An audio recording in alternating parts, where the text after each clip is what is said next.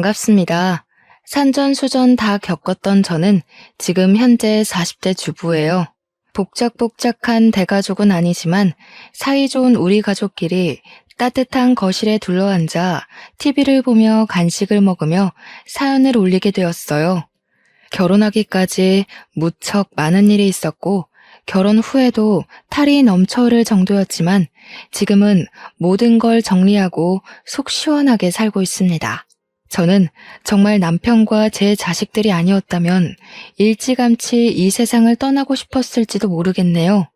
어떤 이야기인지 감이 아직 안 오시죠? 남들은 비빌 구석이 친정뿐이라던데 저는 비비지 못할 친정이 있었던 탓에 정말 어린 시절부터 힘들게 하루하루를 보냈습니다.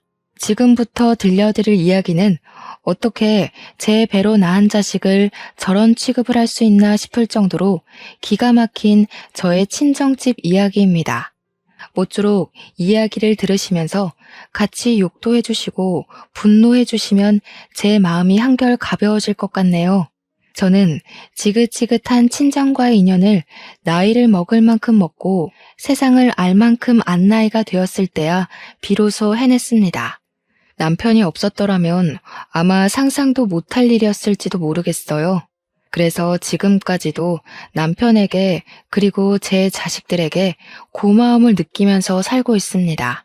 저의 친정 부모님은 정말 차별이라는 걸 살벌하게 하셨던 분들이셨습니다. 제가 다리 밑에서 주워 아이는 아닐까 친자 검사라도 한번 해봐야 하나 싶을 정도로요. 애석하게도 제 태아일지 육아일지 어릴 때 사진들이 촘촘하게 박혀있는 앨범을 발견한 뒤로 친자식이 맞는다는 걸 알게 되었죠. 왜 애석했냐고요?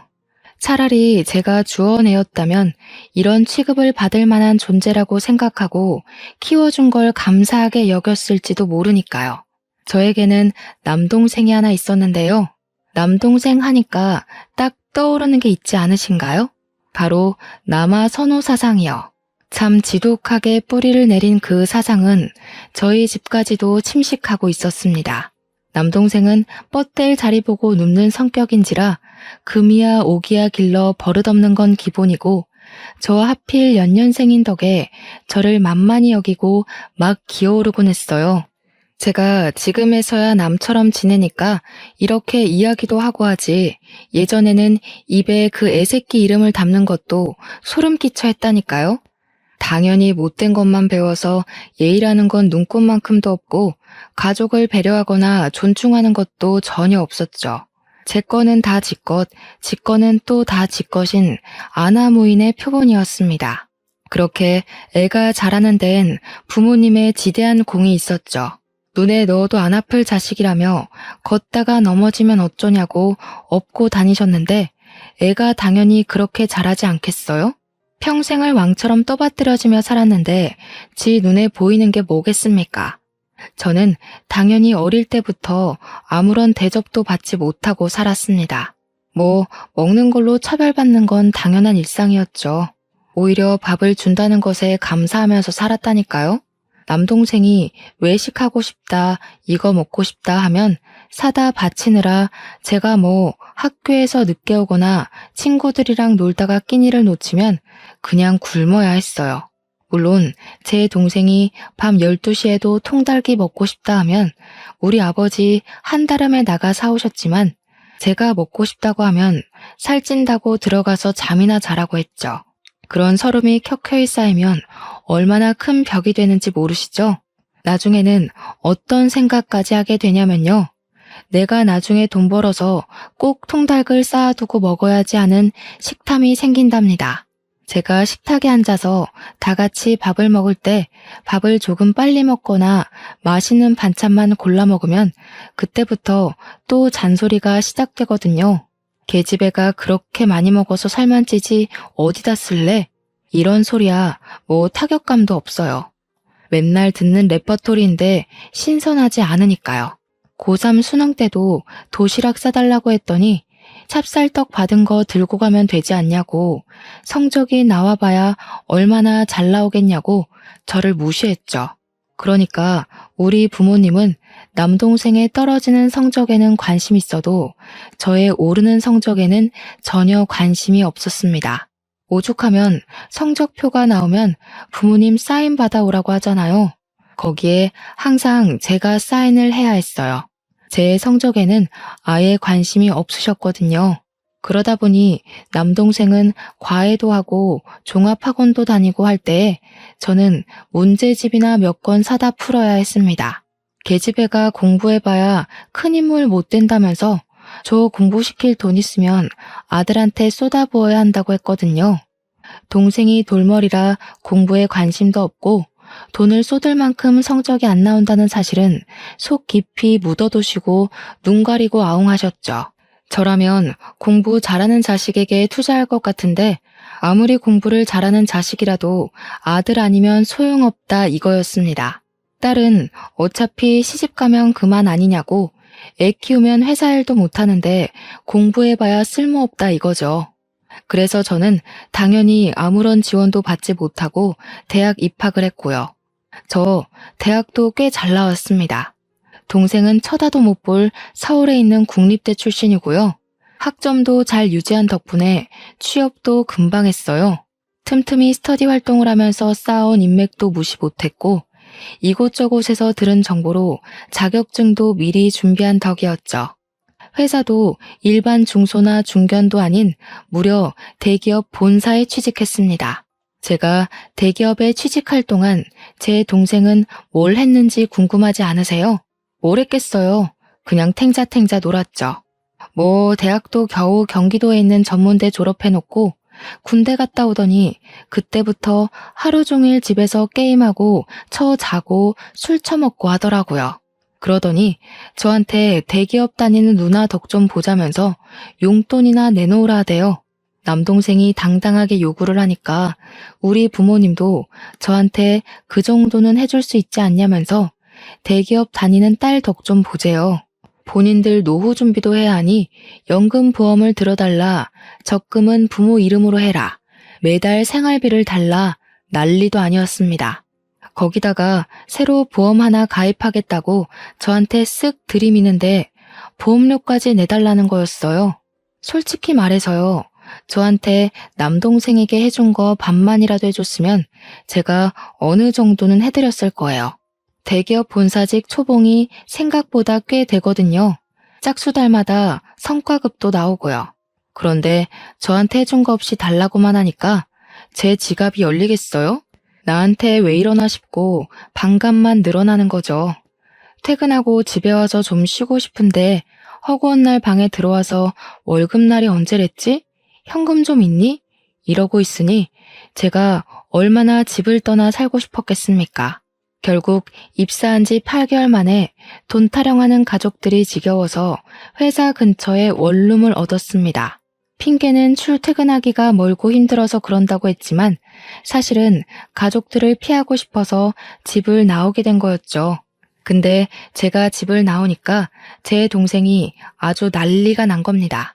제가 한 푼 두 푼 쥐어주는 용돈이 그리웠던 거였겠죠? 저한테 다 큰 여자가 무슨 집을 나가 사냐고 하는데 원래 다 크면 나가 살아야 하는 게 독립적인 성인의 모습 아니겠어요? 자기가 해놓은 게 아무것도 없는 찌질이라 부모한테 용돈 받아 생활한다는 건 아예 생각도 못하는 느낌이었죠. 그러면서 시집 가면 어차피 나가 살 건데 그 전까지 집에서 부모님이랑 부대끼며 살아야 하는 거 아니냐고 아주 온 가족이 똘똘 뭉쳐서 저한테 한 푼이라도 더 뜯어가려고 안달난 사람들처럼 굴었습니다. 저는 당연히 그 모든 걸 무시했죠. 혼자 살면서 먹고 싶은 거 마음껏 사 먹고 취미 생활도 즐기고 혼자만의 여유로움을 만끽하다 보니까 제 성격 자체가 바뀌더라고요. 남들 눈치도 덜 보고 살고 항상 밝고 즐거운 에너지가 가득한 사람으로 점차 변해갔습니다. 삭막하고 불편한 집에서 살다가 오롯이 저만을 위한 공간을 가지니 사람이 달라져요, 정말. 그런 저를 예쁘게 봐주시던 옆팀 과장님이 저에게 은근슬쩍 데이트 신청을 해왔고 평소에 꽤 서글서글한 인상으로 인기가 많았던 분이라 저도 좋다고 했어요. 그분은 제가 입사했을 때부터 눈여겨봤다고 하시면서 요즘 들어 기분이 좋아 보이길래 혹시 남자친구 생긴 건 아닐까 조바심이 났다고 하더라고요. 저는 그동안 꽤 우울한 인상이었나 봐요. 그래서 연애도 한번 못 해봤던 걸지도 모르죠. 저의 첫 연애는 정말 너무나도 행복했습니다. 늘 주위에 남동생만 챙기던 사람들만 가득했던 터라 누군가 저를 이리 챙겨주고 보살펴준다는 게 너무 행복했죠. 그렇게 저는 과장님과 결혼을 하게 되었습니다. 물론 결혼을 결정하기까지의 과정이 절대로 쉬운 일이 아니었죠. 저랑 남편이 둘 다 대기업에 다니니까 넉넉하게 살 수 있는 형편이지 않겠어요. 거기다가 남편은 저보다 직급이 높았고요. 그러니까 친정에서 저희한테 대기업 다니는 부부 덕 좀 보자고 용돈을 고정적으로 달라고 요구를 하시더라고요. 도대체 저한테 해준 게 뭐가 있어서 덕을 자꾸 보자고 하시는 건지 이해할 수가 없었죠. 심지어 조건도 어이가 없을 정도였어요. 매달 생활비로 100만 원씩 주고 보험비 30만 원에 차량 유지비 20만 원까지 해서 50만 원씩 보내달라고 하시더라고요. 제가 미쳤습니까? 인연을 끊고 사는 게 제 소원이나 다름없는데 근데 남편은 아무래도 친정이니까 150만 원은 무리여도 일정 금액 지원을 해드리고 싶다는 식으로 저에게 말을 하더라고요. 결국 저와 남편은 사소한 다툼을 하게 되었죠.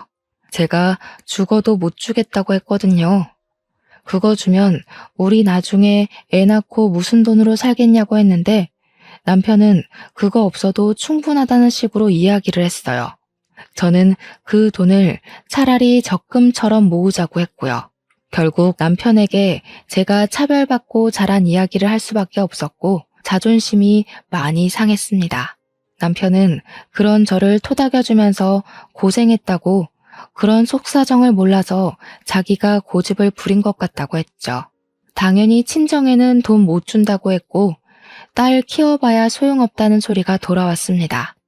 도대체 낳기만 하고 방 한 칸 내어주는 게 키운 게 맞습니까? 남편은 저와 친정 부모 간의 냉랭함이 흐르는 기운이 매우 불편했던 것 같습니다. 처가에 잘해야 한다는 압박감도 은근히 있었던 것 같고요. 하지만 제가 싫다고 하니 우기진 않더라고요. 남편네 집안은 정말 화목한 분위기였거든요. 그래서 우리 집의 이런 분위기가 더욱 이해가 안 가는 듯 했습니다. 제가 철옹성처럼 버티면서 돈을 주겠다는 말을 하지 않으니까 친정에서 자꾸 남편을 꼬드기는 겁니다. 딸 키우는데 돈이 많이 들었다고 하면서 본인들 노력이 없었으면 제가 대기업이나 들어갔겠냐고 했대요. 당연하다는 듯이 돈을 좀 달라고 했다는데 알고 보니 남편이 저 몰래 친정을 몇 번 도와줬더라고요. 뭐 뻔하죠. 급한 일이 있다며 500만 원만 보내줘라, 300만 원만 빌려줘라 하면서 야금야금 비상금을 털어간 겁니다. 제가 그걸 알고 친정에 찾아가서 쑥대밭을 만들어놨어요. 잘 살고 있는 딸 이혼시키고 싶은 마음에 그러는 거냐고 큰 소리를 치니까 아무 말도 못 하더라고요. 아무리 그래도 이혼까지는 아니다 싶으셨던 거겠죠. 저는 앞으로 돈 달라는 이야기 하지 말라고 엄포를 놓고는 친정의 발길을 끊었습니다. 물론 제가 난리를 친 이후에 친정에서도 한동안 연락이 없는 듯 했습니다. 그런데 제가 딱 그 타이밍에 임신을 하게 된 거죠. 다른 산모들도 다 똑같겠지만 임신을 하고 나면 친정엄마의 손길이 그리워진다고들 하잖아요. 제가 입덧이 정말 남들과 다르게 유난스러운 편이었거든요. 근데 그 와중에 딱 우리 엄마가 끓여준 콩나물국이 너무나도 먹고 싶은 거예요. 꾹꾹 참고 있다가 어느 날 밤에 제가 엉엉 눈물이 나는 겁니다. 그 콩나물국이 뭐라고 그게 그렇게 먹고 싶어서요. 결국 남편이 저 대신에 친정집에 연락을 한 거예요. 장모님, 와이프가 입덧이 심한 와중에 장모님이 끓여주신 콩나물국이 너무 먹고 싶대요 하면서요. 오죽 제가 서러워 보이고 힘들어 보였으면 우리 남편이 그런 연락을 다 했나 싶었죠. 그런데 참 우리 친정 부모님 한평생을 그리 살아서 그런지 사람 쉽게 안 변하더라고요. 이때다 싶었는지 집에 찾아와서 콩나물국 끓여주시면서 은근히 집에 새 물건 들어온 게 있나 없나 살피시더라고요. 이거는 광고에서 본 건데 되게 좋아 보이네? 얼마니? 나도 갖고 싶다. 이런 거요. 거기다가 처음에는 호의라고 생각했던 콩나물국이었는데 알고 보니 올 때마다 남편한테 차비를 좀 달라고 하면서 5만 원, 10만 원씩 챙겨가셨더라고요. 진짜 제가 그 사실을 알고 얼마나 환멸이 나던지. 쪽팔린 건 둘째치고 남편한테 너무 면목이 없더라고요. 그렇게 두어 달 지나고 입덧이 사라지고 나니까 아무거나 다 잘 넘어가더라고요. 중간중간 먹고 싶은 음식이 생각이 났지만 그게 친정엄마의 음식은 아니었어요. 그래서 더 이상 오지 말라고 했더니 그간 받았던 차비가 쏠쏠했던 건지 그래도 엄마 손맛이 최고 아니냐고 집에 자꾸 오려고 하더라고요. 됐어요. 더 이상 차비 못 드려요 하니까 그 뒤로는 오겠다는 연락이 뚝 끊겼어요. 아이를 출산할 때도 정말 고생해서 낳았거든요. 물론 다른 분들도 고생하셨겠지만 저는 유독 난산이었어요. 그래서 조리원에 간다고 했더니 엄마가 해주는 몸조리가 최고 아니겠네요. 그러면서 그 돈 자기 주면 자기가 알아서 다 해주겠다고 남편을 막 꼬드기는 겁니다. 그래서 제가 죽어도 싫다고 조리원에 가겠다고 했거든요. 2주일 동안 푹 쉬고 얘랑 같이 집으로 돌아와서 육아를 하는데 정말 지옥이더라고요. 잠을 못 자서 코피를 쏟아본 게 태어나서 처음이었습니다. 수능 볼 때도 코피를 쏟아본 적이 없었거든요. 그걸 보다 못한 남편이 결국 또 친정에 SOS를 치게 된 것입니다. 아무래도 시어머니보다야 친정어머니가 낫지 않겠냐는 마음에서 한 일인데 저는 차라리 시댁이 나았을 것 같아요. 친정엄마가 오자마자 남편에게 월 100만 원씩 주라고 그러면 애를 봐주겠다고 했대요. 남편은 제 생각해서 100만 원씩 보내드리겠다고 아이 키우는 데에 도움을 좀 주셨으면 좋겠다고 부탁했고요. 근데 참 우리 엄마 와서 애를 보기는커녕 맨 TV만 보고 애가 울면 저한테 애 운다 이러고 앉아있는 겁니다. 심지어 밥도 처음에는 이것저것 잘 차려주는 것 같더니 나중엔 귀찮은지 반찬을 사와서 차려주더라고요. 물론 사온 반찬이 싫다는 건 아니에요. 저도 반찬은 사 먹으니까요. 근데 그럴 거면 제가 왜 월 100만 원이나 주면서 우리 엄마랑 불편한 육아를 해야 하는 건지 모르겠더라고요. 그래서 한 달 딱 채우고 더 이상 오지 마시라 했습니다. 그랬더니 친정엄마가 이렇게까지 도와주는 집도 없다면서 고마운 줄도 모른다고 제 욕을 하시더군요. 아이 한 번 시켜준 적이 없고 분유도 제대로 타지 못하는 사람이 도대체 무슨 육아를 도와준다고 하는 건지. 우리 남편 붙잡고 다시 한번 구구절절 이야기를 했어요. 우리 집은 잘해줘봐야 고마운 것도 모르는 파렴치한 집안이라고요. 도와줄 돈 있으면 차라리 시댁에 잘하자고 시댁이 훨씬 편하니까 제발 친정에 연락하지 말아달라고 했어요. 근데 그 말이 진짜 사실이었거든요. 온화하신 시댁 어르신들이 우리 가족보다 더 가족같이 느껴져서 제가 참 여러모로 잘 챙기면서 살았거든요. 우리 집이랑 다르게 엄청나게 화목한 집안이라고 했잖아요. 제가 해드리는 게 무엇이든 꼭 저에게 배로 돌려주시는데 정말 제 친부모 같은 느낌을 받았달까요? 서로가 서로에게 잘하려고 하니까 사이가 점점 더 돈독해졌죠. 진짜 얼마나 바랬는지 몰라요. 이런 부모 밑에서 크고 싶었어요. 우리 딸이 4살쯤 되었을 때 남동생이 결혼을 하게 되었습니다. 근데 제대로 된 결혼도 아닌 것 같았어요. 아무튼 결혼식을 앞두고 보고 싶지 않은 친정이라도 어쩔 수 없이 이것저것 도우느라 만나고 있었는데 대뜸 저한테 엄마가 묻더라고요. 동생 결혼식에 축의금 얼마 낼 거냐고요. 그래서 제가 눈을 치켜뜨면서 대꾸를 했죠. 내가 왜 축의금을 내냐고요. 제 결혼식에도 축의금 안 냈거든요, 동생이. 그랬더니 그때랑 같냐면서 저는 대기업에 다니고 있고 제 동생은 엄청 작은 사업장에 다니고 있지 않냐면서 상황이 다르대요. 제가 결혼할 때는 동생이 돈이 하나도 없었던 시절이니까 못 낸 거지만 저는 지금 낼 수 있는 상황 아니냐고요. 솔직히 동생 결혼식에 금액이 얼마가 됐든 축의금 못할 건 아니죠.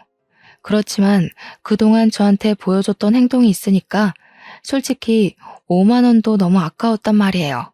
남편이 이미 축의금으로 100만 원을 주자고 했었는데 제가 반으로 깎았거든요. 그래서 엄마한테 그냥 알겠어. 50만 원만 낼게 했어요. 그랬더니 저한테 막 역정을 내면서 가족인데 50이 뭐냐고, 그것도 대기업 다니는 누나가 50만 원이 뭐냐고 그러는 겁니다. 축의금도 100만 원 내고 남동생 신혼집에 커다란 TV 하나 사주래요. 우리 딸 내복이라도 한번 사오는 정성을 보였다면 몰라도 조카한테 선물 한번 사준 적 없는 놈한테 제가 왜 TV를 사줘야 하나요? 절대로 싫다고 했더니 우리 남편한테 전화를 걸어서 100만 원 축의금 내고 TV도 사주라고 하는 겁니다. 우리 남편이 제 눈치를 살피다가 그건 어려울 것 같다고 하니까 집에 찾아와서 애걸복걸 하더라고요. 이미 사돈 집에 우리 대기업 다니는 딸이 TV 놔줄 거니까 혼수에 TV는 해오지 말라고 했다면서 저한테 어떻게 할 거냐요? 그 상견례 자리에 심지어 저는 부르지도 않았거든요. 그래놓고 TV를 내놓으라고 하는 게 말이 됩니까? 죽어도 못 해준다고 했죠. 그러니까 저보고 못된 년이라고 난리를 치더니 결국 엄마가 TV를 해줬더라고요. 저 결혼할 때는 진짜 아무것도 안 해줬거든요. 그 흔한 휴지 한 팩도 안 사주신 분입니다.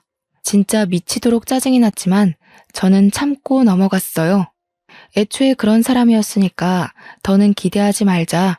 정말 이제는 연락도 하지 말자. 몇 번이나 되새김질하면서 결혼식에 참석을 했습니다. 결혼식 당일에서야 옳게 될 사람을 처음 만났다는 게 믿어지실까요? 신부 대기실에서 저를 보고 깜짝 놀라서 해외에 나가 있는 줄 알았다고, 어쩜 얼굴 한 번을 못 볼 수가 있냐고 아쉽다고 하더군요. 제가 올케를 만나서 무슨 이야기를 할지 모르니까 애초에 만나는 걸 차단시킨 듯 했어요. 해외라니, 옆 동네에 있는 대기업 본사에 다니고 있는데 참 마음이 씁쓸하더라고요. 어차피 결혼을 하고 나면 볼 일은 별로 없을 것 같긴 했지만 그래도 사람 마음이 좀 찜찜한 겁니다. 우리 엄마가 워낙 아들 우리 아들 하는 사람이니까 애먼 사람 데려다가 시집살이를 시킬 것 같은 생각이 드는 거죠. 그래서 올케에게 제 번호를 알려주고 힘든 일 있으면 꼭 저한테 전화하라고 단단히 일러두었어요. 그러니까 왜 그러세요? 무슨 일 있어요? 하는 거예요. 아주 머리에 꽃이 들은 건지 천진난만하게 물어보는데 혹시 시집살이를 시킬 수도 있잖아. 내가 올케 편을 들어줄게 했죠. 그랬더니 저한테 되려 어머님이 저한테 시집살이를 시키실까요? 하는 겁니다.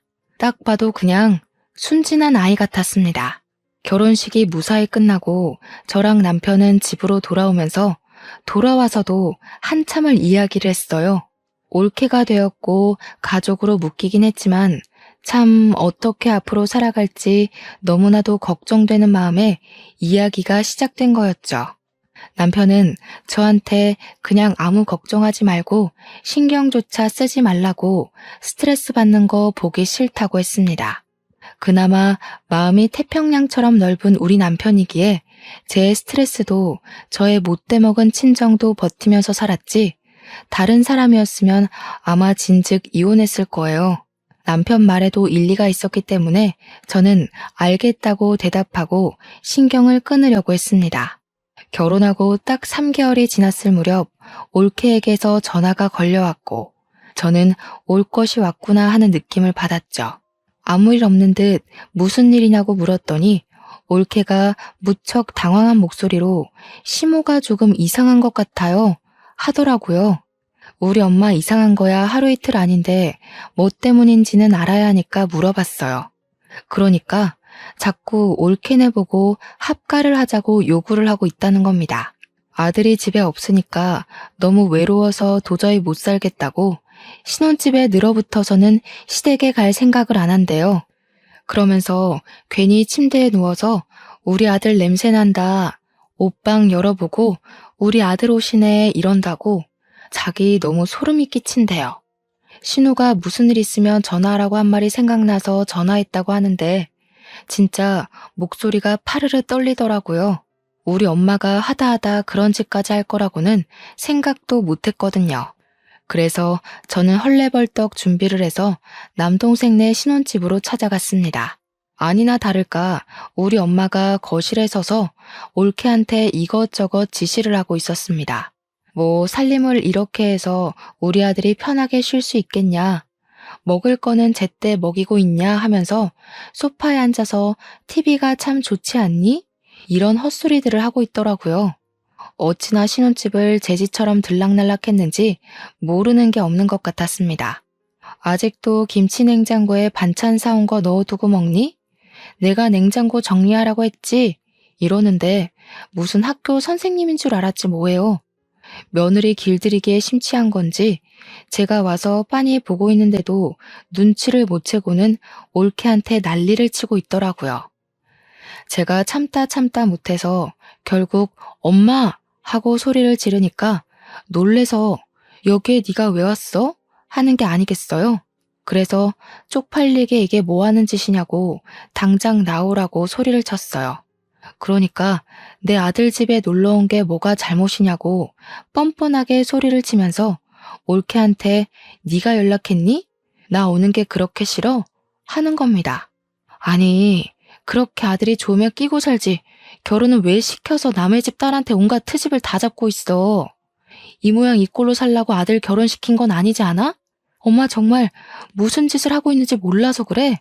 얘는 고작 축의금 50만 원 내놓고는 할 말도 많다 진짜. 그러면 내가 축의금 500만 원을 냈으면 신혼집에 내 방 하나 마련해줘라 해도 상관없다는 거야 뭐야? 제 말이 틀린 게 하나도 없으니까 엄마도 입을 꾹 다물고는 아무 소리 안 하더라고요.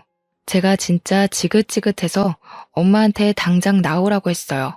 엄마가 도대체 아들 결혼할 때 뭘 얼마나 해줬으면 해줬다고 여기서 이런 잔소리를 하고 있냐고, 올케가 알아서 어련히 잘하겠지 했죠. 그러니까 저한테 자기가 이 집도 해준 거고 다이아 반지에 진주 세트까지 해달라는 거 다 해줬는데 이런 참견도 못하는 거냐고 큰 소리를 치더라고요. 아니, 저한테는 맨날 돈 없다 하면서 입덧하느라 힘들 때 콩나물국 그거 고작 끓여주고 10만 원씩 받아가 놓고 아들한테는 집까지 사줬다는 게 말이 되나요? 제 표정이 점점 심각해지고 엄마도 순간 실언했다고 생각을 한 건지 그냥 전세해 준 거야 전세 이러는데 제 속은 이미 뒤집어졌죠. 제가 결혼할 때 진짜 아무것도 안 해줬거든요. 그 흔한 혼수 하나 해준 게 없어서 제가 그동안 모아둔 적금 탈탈 털어서 결혼했는데 아들한테는 전셋집까지 해준 것도 모자라 며느리 예물 세트까지 모조리 다 해줬다고 하니까 제가 열불이 안 터지겠냐고요.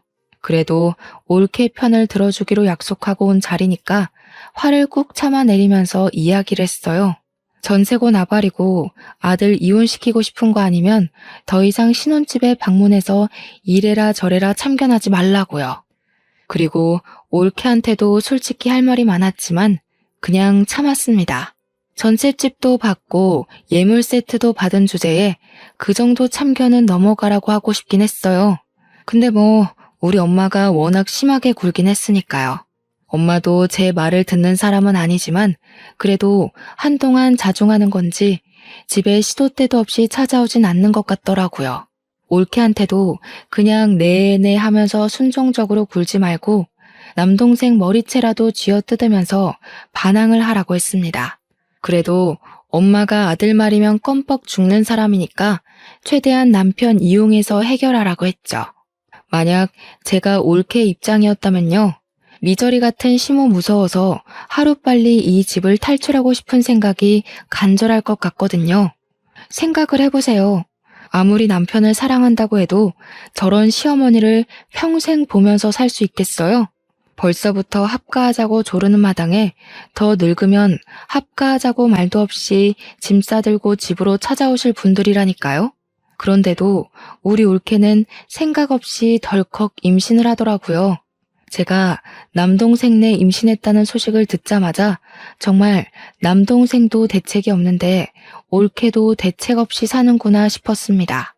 한 가지 다행인 건 올케의 자궁이 약해서 임신 기간 내내 안정을 취해야 한다는 이야기를 들었다는 거예요. 그 덕에 우리 엄마가 신혼집에 방문해서 올케를 구박하거나 스트레스를 주는 일이 완전히 멈췄다는 거죠. 아들의 자식이 잘못될까봐 신혼집 방문을 아예 끊어버린 겁니다. 저는 뭐 답답하면서도 이왕 임신까지 한 마당에 아이 잘 낳고 잘 키워보라고 덕담을 해주었습니다. 그런데 문제는 여기서부터 시작이 되었습니다. 올케가 힘든 10개월의 임신 기간을 거치고 아들을 낳게 된 거죠. 하지만 우리 친정의 남아 선호 사상이 얼마나 대단한지 저는 알고 있지만 우리 올케는 차마 몰랐던 거죠.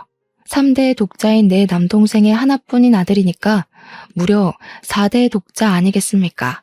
친정엄마가 거의 올케한테서 아이를 빼앗다시피 해가지고 우리 아들 내 새끼 했다는데 올케는 자기 아들인데 맨날 시모가 애를 데리고 사라지니까 열이 받는 거죠. 하루 이틀 그러면 몰라도 딱 출산하자마자 맨날 집에 찾아와서는 손 하나 까딱 안 하고 애만 이쁘다 해주니까 몸조리 해야 할 올케가 잡일은 다 하고 시모가 집에 있으니까 쪽잠도 못 자고 집안 살림으로 트집 잡는 건 여전하고 게다가 삼시세끼를 차리라고 했대요. 아무리 며느리라지만 그렇게까지 괴롭힐 이유가 뭐가 있을까요? 나중에는 우리 엄마가 아예 남는 방 하나에 또아리를 틀고 집으로 가질 않더랍니다. 합가 노래를 부르더니 셀프 합가했다면서 올케한테 내가 여기서 좀 지낼게 하고 애만 쏙 데려가고 더 웃긴 건 애가 울고불고 보채면 올케한테 쓱 넘기더래요. 우는 애는 엄마가 달래야지 하면서요. 우리 올케가 스트레스에 거의 반 미쳐서는 맨날 남동생이랑 싸웠대요. 충실하게도 내가 머리채 잡고 싸우러가 한 말이 기억이 났는지 남동생 머리털을 다 뽑아놨다지 뭡니까? 그 꼴을 우리 엄마가 가만히 보고 있었겠어요? 어느 며느리 주제에 우리 아들 머리털을 죄다 뽑아놨냐면서 난리를 치더니 안방에 떡하니 들어와서는 그러더래요. 내가 우리 아들이랑 애랑 셋이 잘 테니까 너는 작은 방 가서 자라. 이게 막장 드라마지 사람 사는 이야기가 맞습니까 정말? 올케가 저를 찾아와서는 신우, 저 정말 피가 말라 죽기 일보 직전이에요 하면서 엉엉 우는데 이야기를 듣는 내내 얼굴이 화끈거려서 참을 수가 없었어요. 아무리 그래도 어떻게 시어머니가 안방을 차지하고는 며느리 보고 나가라고 할 수가 있어요. 그리고 남편이라는 놈은 그걸 지켜만 보고 있다뇨. 이건 정말 유튜브 사연으로 끝낼 게 아니라 공중파 막장 드라마에 충분히 나와도 될 소재 아닌가요? 그날 이후 올케가 열받아서 아예 짐을 싸들고 친정으로 가버렸대요.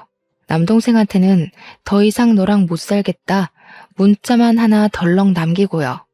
정말 저는 이 꼴이 언젠간 나올 거라고 예상은 했지만 올케가 애도 버리고 몸만 그렇게 덜렁 나가버릴 줄은 꿈에도 생각 못했습니다. 우리 엄마가 저 산후조리를 도와줄 때 봐서 이미 알고 있긴 했지만 애를 잘 보는 사람은 전혀 아니거든요.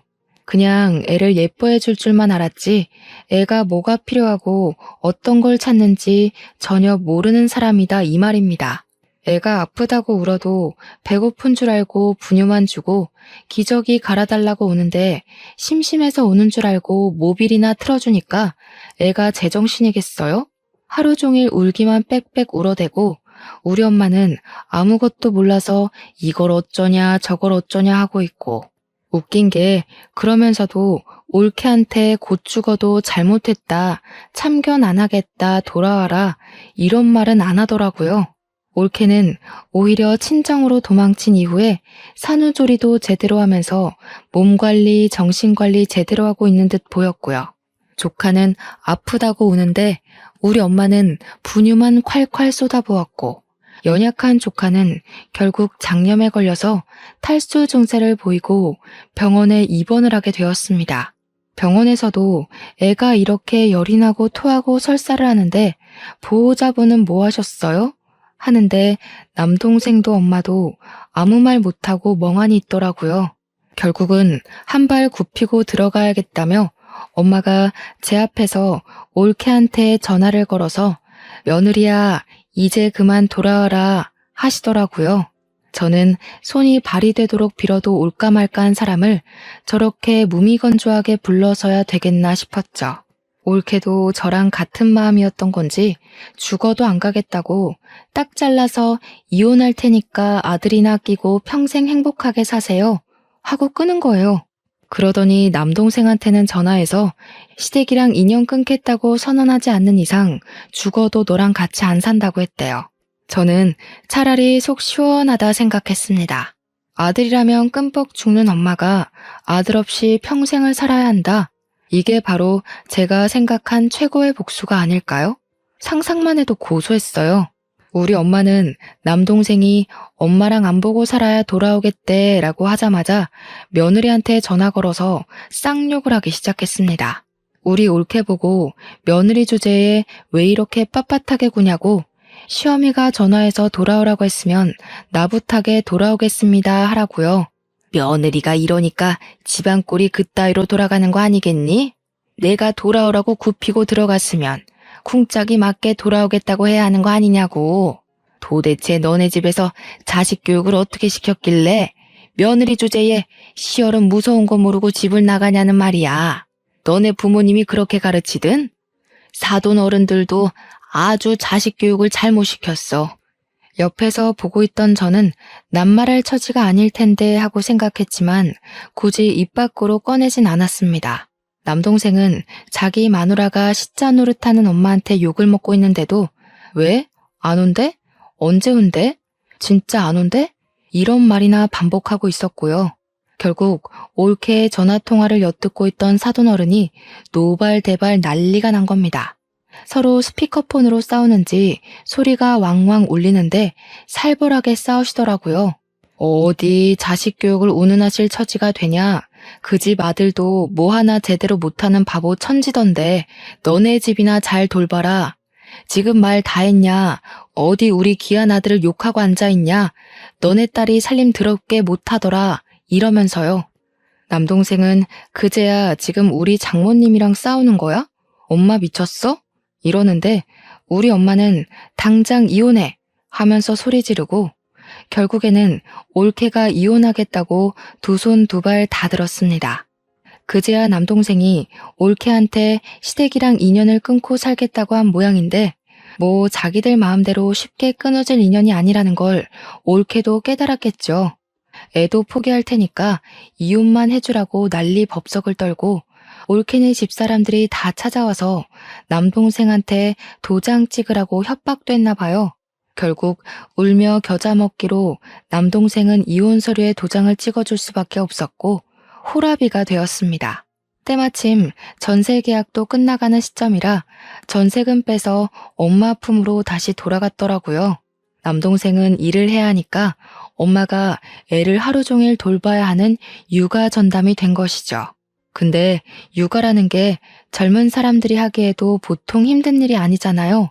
그러니까 저한테 애를 데리고 와서는 저보고 애를 좀 키워주라면서 툭하니 조카를 던지고 가는 게 아니겠어요.